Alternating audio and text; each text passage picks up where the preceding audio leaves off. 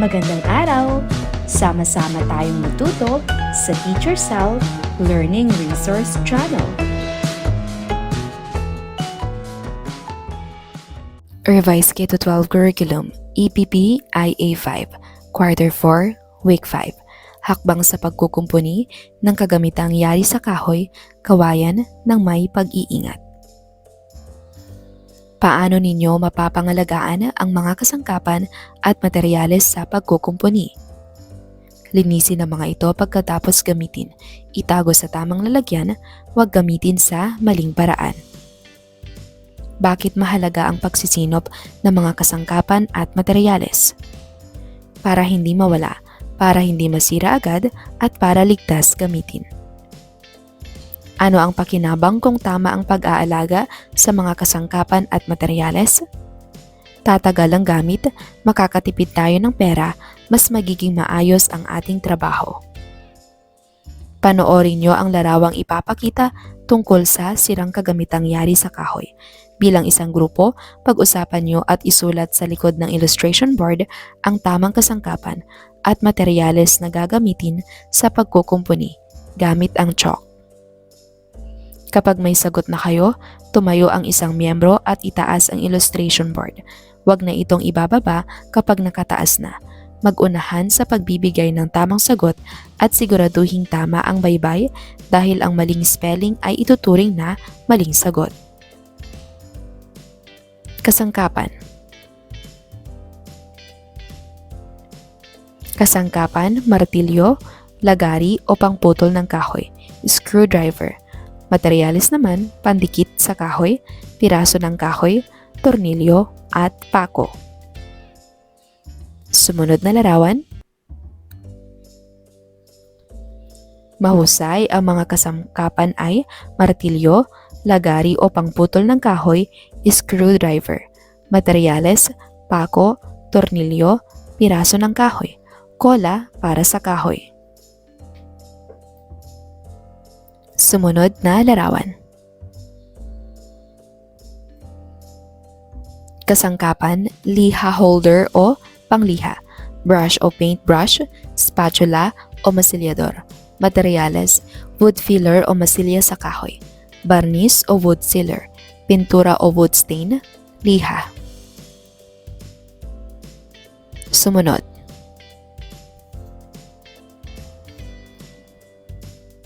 Kasangkapan, spatula, liha holder o pangliha, brush o paintbrush, martilyo. Materyales, wood filler o masilya sa kahoy, liha, barnis o pintura.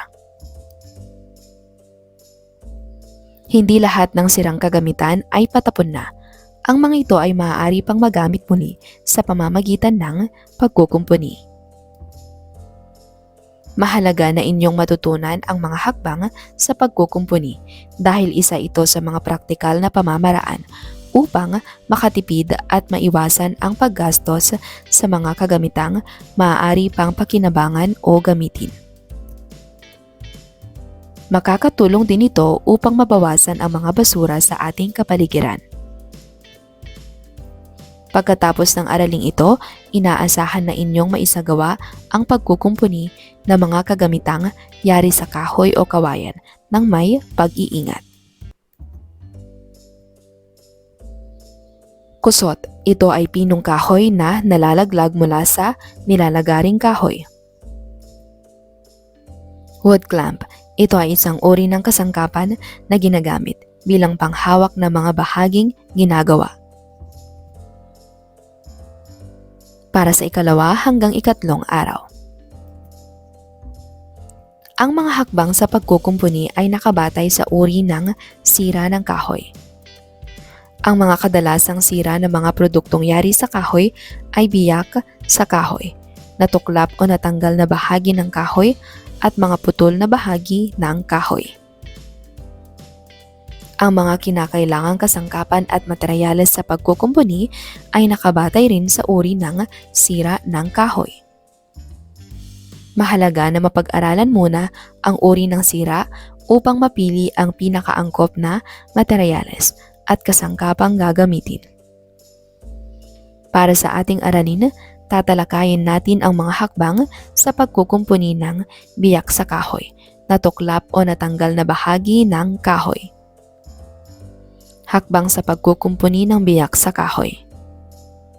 Ihanda ang mga kasangkapan at materyales na kailangan. Mga materyales, wood filler o masilya, papel de liha, sandpaper, pinong kusot ng kahoy o sawdust. Linisin ang bahaging lalagyan ng masilya. Siguraduhing wala itong alikabok. Ilagay ang masilya, siguraduhing malagyan ang buong biyak ng kahoy. Budburan ng kusot ang bahaging may masilya. Idiin ito sa masilya upang dumikit at mapunan ang buong biyak. Patuyuin ang masilya at kusot. Pakinisin ang bahaging may masilya at kusot, maaaring gumamit ng 100 grit na papel de liha. Hakbang sa pagkukumpuni ng natuklap o natanggal na bahagi ng kahoy. Ihanda ang mga kasangkapan at materyales na kailangan. Mga materyales, wood glue, pamunas. Linisin ang bahaging ididikit at bahaging didikitan. Lagyan ng wood glue ang bahaging ididikit at didikitan. Ikalat ang wood glue gamit ang maliit na brush. Idikit ang bahaging natanggal, marahan itong itulak upang lumapat sa bahaging pagkakabitan. Linisin ang mga sobrang wood glue gamit ang pamunas. Maaari itong lagyan ng wood clamp o pabigat habang pinapatuyo upang masiguradong nakalapat ng maayos ang bahaging idinikit. Pagkukumpuni ng mga produktong yari sa kahoy o kawayan. Hatiin nyo ang inyong klase sa 5 grupo. Pag-usapan muna ang mga hakbang sa pagkukumpuni at bilang isang grupo ay kumpunihin ang produktong yari sa kahoy gamit ang mga hakbang na tinalakay bilang gabay. Natuklap na plywood. Para sa ika-4 na araw. Ano-ano ang mga hakbang sa pagkukumpuni ng biyak sa kahoy? Ano-ano ang mga hakbang sa pagkukumpuni ng natuklap o natanggal na bahagi ng kahoy? Tandaan na ang mga hakbang sa pagkukumpuni ay nakabatay sa uri ng sira ng kahoy. Ano ang mga kadalasang sira ng mga produktong yari sa kahoy? Tukuyin kung tama o mali ang isinasaad ng mga sumusunod na pangungusap. Isulat ang tama kung ito ay tumutukoy sa tamang hakbang sa pagkukumpuni. Isulat naman ang mali kung hindi ito tumutukoy sa tamang hakbang sa pagkukumpuni. Ang unang hakbang sa pagkukumpuni ay ang paghahanda ng mga kasangkapan at materyales na kinakailangan. Tama. Ang mga hakbang sa pagkukumpuni ay nakabatay sa uri ng sira. Tama. Kailangang linisin ang sirang bahagi ng kukumpunihin. Tama. Angkop na gamitin ang masilya bilang pandikit. Mali. Para sa pagkukumpuni ng natuklap o natanggal na bahagi ng kahoy, kailangan lagyan ng wood glue ang bahaging ididikit at didikitan. Tama. Angkop na tapalan ng wood glue ang biyak sa kahoy. Mali. Agad na pakinisin ang bahaging may masilya pagkatapos itong malagyan. Mali. Pagkatapos malagyan ng masilya at mabudburan ng kusot ang biyak sa kahoy, patuyuin muna ito bago pakinisin.